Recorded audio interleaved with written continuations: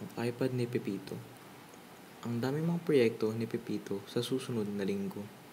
Sa katunayan nga wala pa siyang ginagawa sa kahit isa sa mga proyekto na kailangan gawin. Laro lang siya ng laro at hindi niya inasikaso yung mga kailangan gawin. Sabi niya kasi dito, madali lang kaya gagawin niya ito kung kailan niya lang gusto.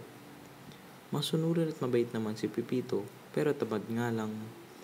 Kapag utusan mo nga hindi agad niya gagawin pero susunod din siya. Sa paaralan niya, meron kasing Hell Week.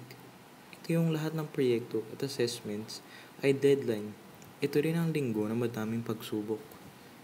Ikalawang taon na sa high school si Pepito. Ngayon na may iPad na sila, medyo naabala siya sa pag-aaral at paggawa ng mga proyekto. Hindi naman siya bumabagsak. Mataas kaya yung mga grado niya noong isang taon. Talagang nadidistract lang talaga siya sa pag-aaral.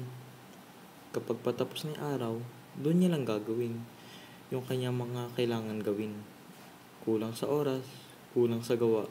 Pasado naman siya. Isang araw, may ginawang proyekto si Pepito tungkol sa Pilipino. Sinimulan niya ang kanyang proyekto na kailangan ibigay kinabukasan. Pagkalipas ng 30 minuto, nagpahinga muna siya at ginamit niya ang kanyang iPad. Kahit na pinagbawalan siya gumamit nito ng kanyang magulang. May nakitang magandang application si Pepito sa App Store. Ang dinownload niya ay ang Angry Birds. Naglaro siya hanggang sa madaling araw. Hindi niya mapigilan ang paglaro hanggang sa makalimutan niya ang kanyang proyekto sa Pilipino. Kinabukasan, pagkagising niya at pagkatapos niya maligo, Angry Birds pa rin ang pinaggagawa niya. Hanggang sa kotse, papunta sa eskwelahan, laro pa din ang laro.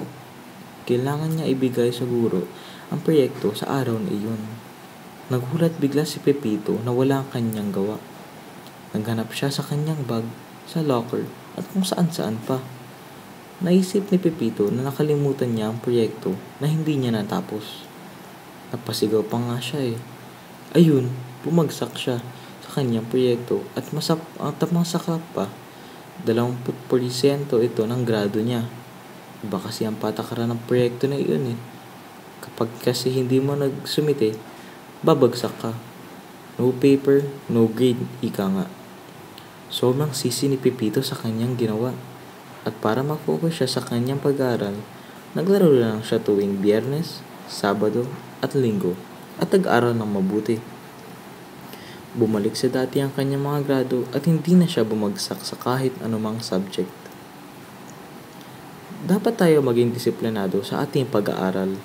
Bawat oras ng pag-aaral ay napaka-importante. Hindi dapat natin i-take advantage ito. Kung wala tayong disiplina sa pag-aaral, siguradong lalagpak tayo.